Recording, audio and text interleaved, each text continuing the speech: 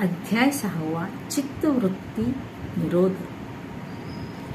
चित्तवृत्ती म्हणजे मनाची एकाग्रता. मनाची एकाग्रता असल्याशिवाय काहीही साध्य होत नाही. ज्या व्यक्तीची मनाची एकाग्रता अत्यंत सावध आणि कुशल आहे, ती व्यक्ती वयाने वाढली म्हणजे चेहऱ्यावर शरीरावर सुरकुत्या पडल्या तरी चित्त एकाग्र असल्यामुळे त्याचं कार्य एखाद्या तरुण मुलामुलींना लाजवेल असंच होतं.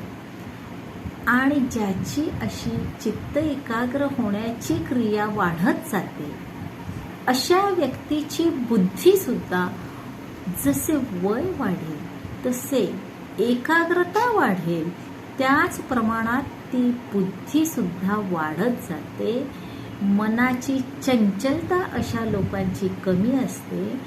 त्यामुळे काहीही साध्य करायचं असेल, परमार्थ करायचं असेल तर मनाचं चित्त जे आहे त्यामध्ये पूर्णतः एकाग्रता आणणे गरजेचं असतं.